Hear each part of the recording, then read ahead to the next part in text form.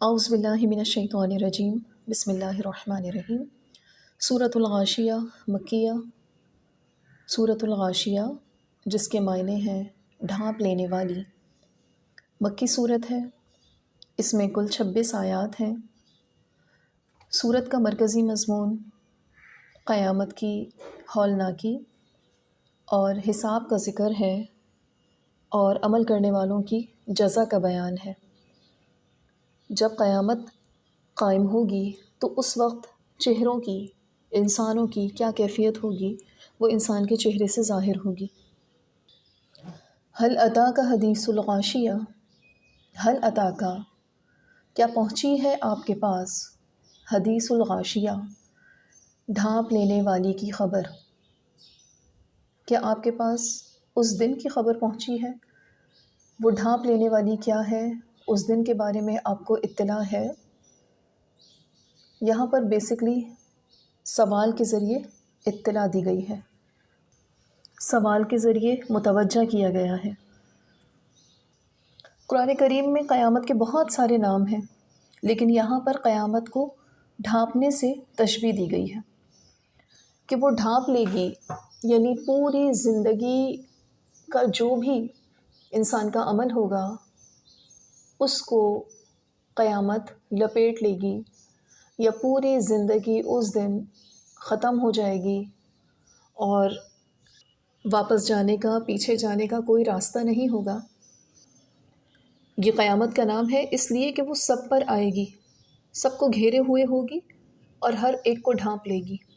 حل اتاک حدیث الغاشیہ کیا آئی ہے آپ کے پاس ڈھانپ لینے والی کی خبر۔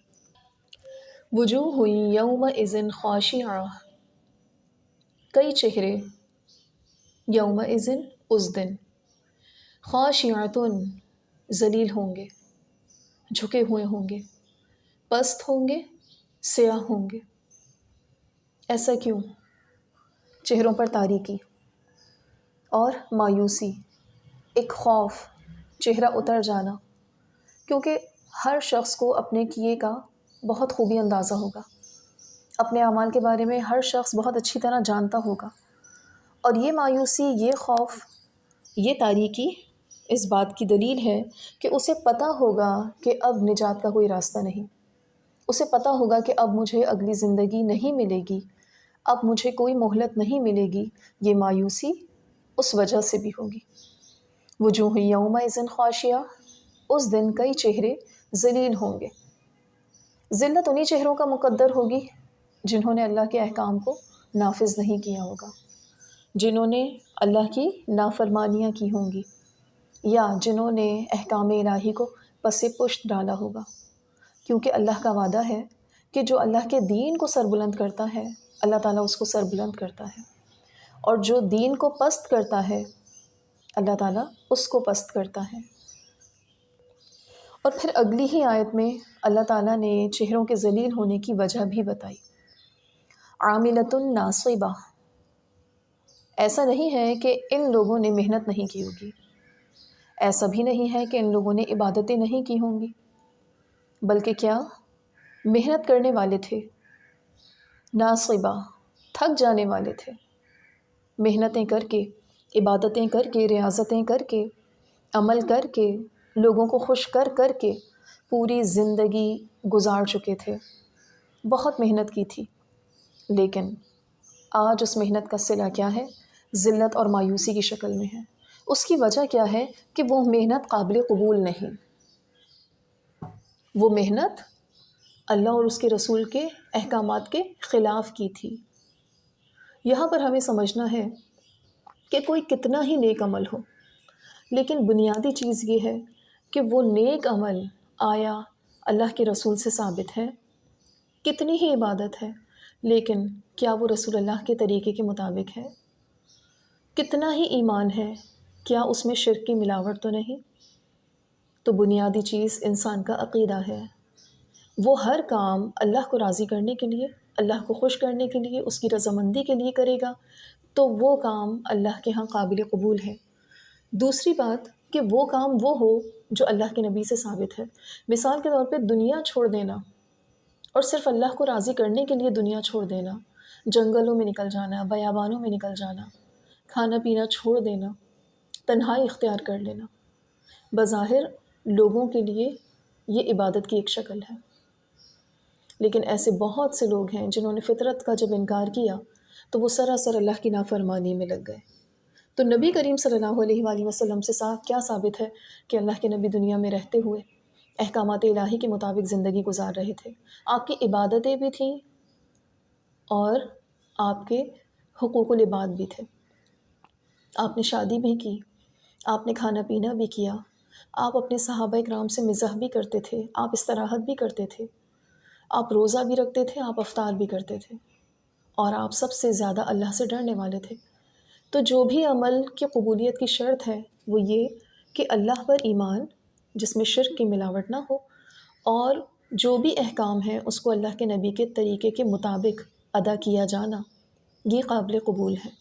اس کے علاوہ جو بھی عمل ہے، خواہ اس کا صرہ کسی بھی اولیاء سے ملتا ہو، وہ قابل قبول ہے، اور اس کا نتیجہ یہ ہوگا وجوہ یومئذ خاشعہ عاملۃ ناصبہ، اس دن کئی چہرے ذلیل ہوں گے، محنت کرنے والے تھے، دنیا میں تھک جانے والے تھے، لیکن کیونکہ وہ اللہ کے احکام کے مطابق نہیں تھے تو وہ رسوائی کا سبب بنیں گے۔ پھر مزید اس تاریکی اور اس سیاہی اور اس ذلت کی ایک وجہ یہ بھی ہوگی کہ انہیں اپنے انجام کا پتہ ہوگا کہ ہم نے ساری زندگی جو محنت کی اسے قبولیت نہیں ملی، تو اب آج ہمارا انجام کیا ہونے والا ہے۔ آگے اللہ تعالیٰ فرماتا ہے تصلیٰ نارا حامیہ، تصلیٰ وہ داخل ہوں گے، نارن حامیہ گرم آگ میں۔ آگ گرم ہی ہوتی ہے، لیکن یہاں پر بالکل واضح کر کے اللہ تعالیٰ نے بتایا، اور ہم آگ کی حدت شدت کو جانتے ہیں کہ وہ دنیا کی آگ سے کئی گنا بڑھ کر تپش والی، جھلسا دینے والی ہوگی۔ تصلیٰ نارا حامیہ گرم آگ میں داخل ہوں گے، تسقیٰ من عین آنیہ، تسقیٰ انہیں پلایا جائے گا، من عین ایسے چشمے سے، آنیۃ جو کھولتے ہوئے ہوں گے۔ چشموں کا پانی آج تک ہم نے دنیا میں ٹھنڈا ہی دیکھا ہے، لیکن جہنم وہ جگہ ہے جس کے چشمے جہنمیوں کے لیے، جس کی نہریں کھولتے ہوئے پانی کی ہوں گی، کھولتی ہوئی پیپ کی ہوں گی۔ یہ ان کے لیے وہ مشروب ہے تاکہ وہ اپنے حلق کے کانٹوں کو گزار سکیں، اور اس کو پی کر جو وہ تکلیف برداشت کریں گے اس کا ہم اندازہ دنیا میں نہیں کر سکتے۔ پھر کھانے کے ساتھ ساتھ ان کے پانی کے ساتھ ساتھ ان کے کھانے کا بھی ذکر کیا۔ لیس لہم طعام الا من ضریع، لیسا نہیں ہوگا لہم ان کے لیے طعام کوئی کھانا، الا مگر من ضریع ضریع ہوگا، اور یہ ضریع کیا ہے؟ یہ کانٹے دار زہریلا درخت ہے جسے دنیا میں کوئی جانور بھی نہیں کھاتا، زہریلا مادہ، زہریلا پھل جو انسان کو سخت نقصان دینے والا ہے۔ تو اللہ تعالیٰ نے جہنمیوں کی تواضع اس درخت سے کی، اس کانٹے دار پودے سے کی، اور مجبوری کے وقت بھوک کی شدت سے بلکتے ہوئے وہ اس ضریع کو، کانٹے دار درخت کو کھانے پر مجبور ہوں گے۔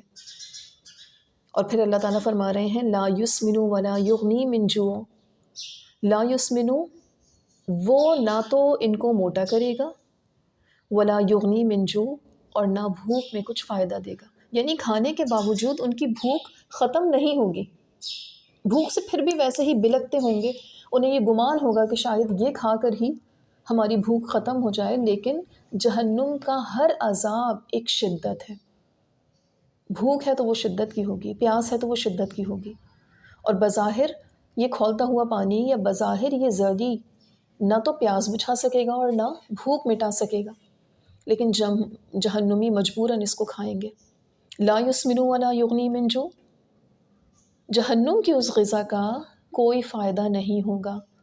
حالانکہ غذا کے عموماً 2 فائدے دیکھے گئے ہیں، ایک تو وہ جسم کو غذائیت پہنچاتی ہے، جسم کی تمام ضروریات پورا کرتی ہے، دوسرا اس غذا کا اثر انسانی جسم پر نظر آتا ہے، صحت مند ہوتے ہیں، تر و تازہ ہوتے ہیں، کام بڑھ بڑھ کے کرتے ہیں، چست و توانا ہوتے ہیں، صحت مند رہتے ہیں، لیکن یہ کھانا جہنمیوں کو اس کیفیت تک نہیں لائے گا، بلکہ بھوک، شدت اور ان کی جسمانی ضرورت ویسے ہی باقی رہے گی۔ پھر فرمایا اس کے برعکس، وجوہ یومئذ ناعمہ، وجوہ کچھ چہرے یومئذ اس دن ناعمہ تر و تازہ ہوں گے، خوشباش ہوں گے، ان کی تازگی چہرے سے ظاہر ہوگی۔ لسعیہا، وہ اپنی کوششوں کی وجہ سے، راضیۃ، خوش ہوں گے۔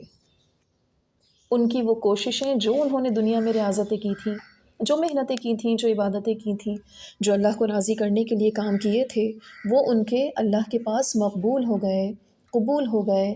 اس وجہ سے ان کے چہرے حشاش بشاش، تر و تازہ، ان کا وہ کام اللہ کو پسند آ گیا، اس پر وہ خوش ہوں گے۔ فی جنت عالیہ، بلند جنت میں ہوں گے، یعنی بلند باغ میں ہوں گے، جو اللہ تعالیٰ نے ٹھکانہ ان کا تیار کیا ہے، اس کی بلندی پر ہوں گے۔ لا تسمع فیہا لاغیہ، اور یہ پھر جنت کیسی ہوگی، یہ مقام کیسا ہوگا؟ لا تسمع، نہ سنیں گے، فیہا، اس میں، لاغیتاً، کوئی بیہودگی، کوئی بری بات، کوئی بد کلامی، کوئی فحاشی، کوئی بے حیائی کی بات۔ مقام بھی اچھا، کلام بھی اچھا، تازگی، سرور، نعمت اتنی مکمل کہ انسان کوئی خرافات کسی کو سننے کو ہی نہ ملے گی۔ آج حالات کی خرابی میں ایک یہ بات بھی شامل ہے کہ ہم آس پاس سے بہت بری باتیں سنتے ہیں، یا تو غیبت سن رہے ہوتے ہیں، یا حالات کا رونا سن رہے ہوتے ہیں، یا کانوں میں موسیقی گانا بجانے کی آواز پڑ رہی ہوتی ہے، یا کسی کے لڑائی جھگڑے کی آواز آ رہی ہوتی ہے۔ تو ان سب باتوں سے جنت پاک، جنت ایسے لوگوں کی جگہ ہی نہیں ہے۔ جنت تو ایسے لوگوں کی جگہ ہے جو ان سب فضولیات سے بچتے ہیں، ایسی فضولیات سے گھبراتے ہیں، تو اللہ تعالیٰ ان کی خواہش کے مطابق، ان کی طبیعت کے مطابق ان کو ایسی جنت میں داخل کرے گا، لا تسمع فیہا لاغیہ، جہاں وہ کوئی بیہودہ بات نہیں سنیں گے۔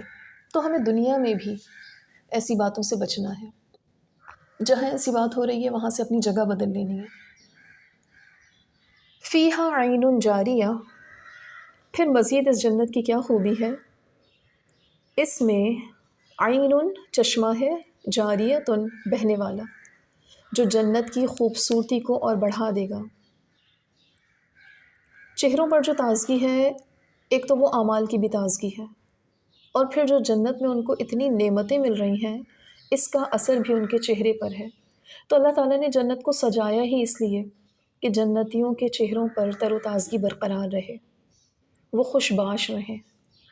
تو جنت میں جو چشمہ بہہ رہا ہے، اس سے ایک تو جنت کی خوبصورتی میں اضافہ، اور پینے والوں کے لیے اس میں راحت، اس میں لذت، اس میں سکون، اس میں اطمینان۔